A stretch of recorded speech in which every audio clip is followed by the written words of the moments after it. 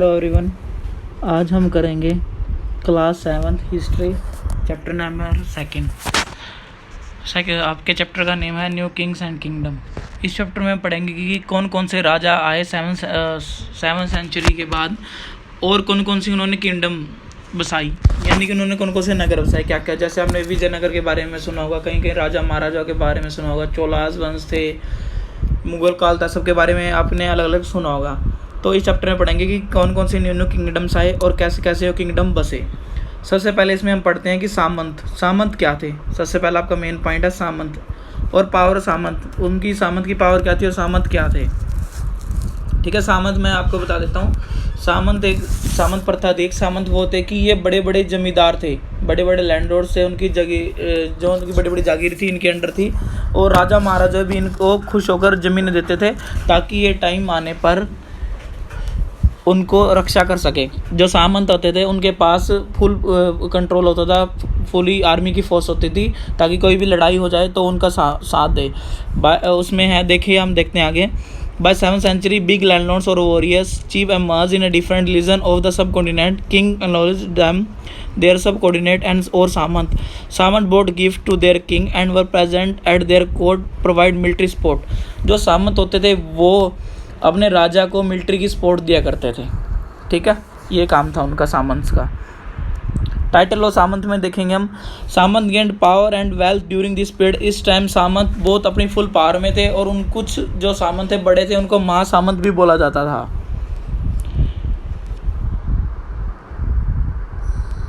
और वो पूरे अपने एरिया पर पूरा उनका कंट्रोल था और इंडिपेंडेंस, वो कहीं पर भी राजा की तरह कहीं पर भी आपके घूम सकते थे।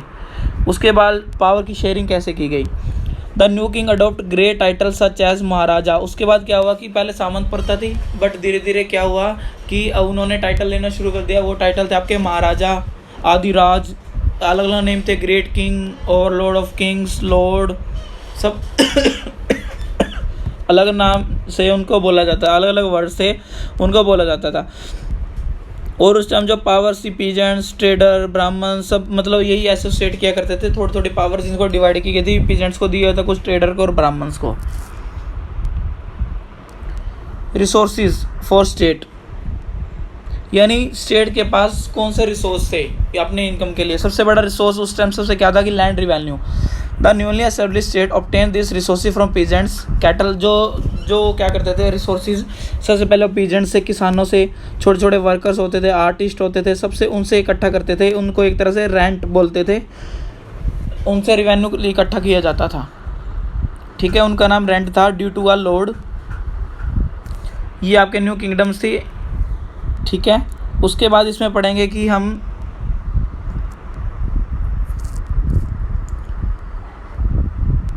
प्रिस्टाज और फाइट ओवर कन्नौज। उसके बाद पढ़ते हैं प्रिस्टाज कौन से थे।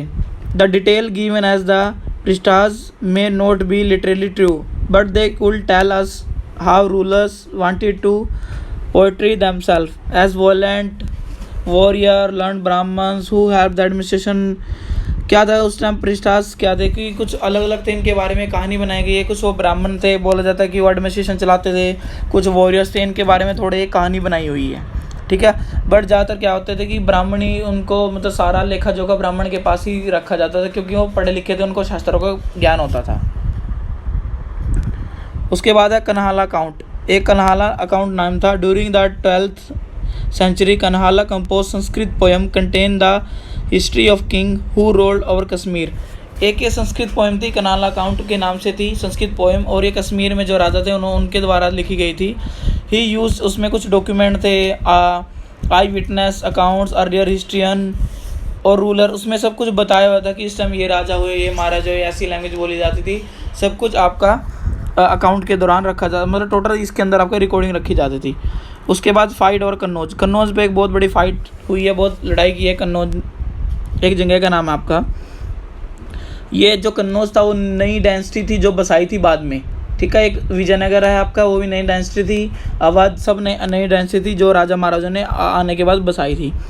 The newly Amar dynasty were based in a specific region, however they try to control other area also. For example, there was a war to control city of Kannauj in Ganga Valley. जो जो कन्नौज की आपकी लड़ाई हुई थी वो Ganga valley में हुई थी, ठीक है। डेमोस्ट्रेशन ऑफ पावर, किस किस की पावर उससे ज़्यादा थी।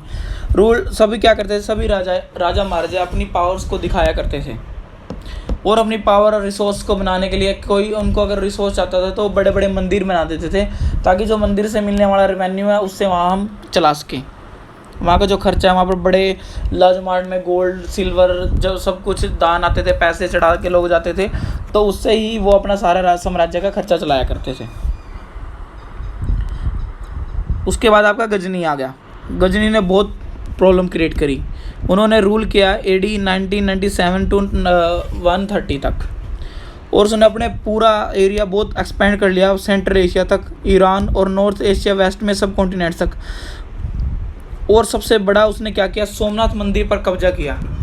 उसने सोमनाथ, मोहम्मद गजनवी के बारे में बोला जाता है कि मोहम्मद गजनवी वे 17 बार आक्रमण किए थे एक सोमनाथ मंदिर पर।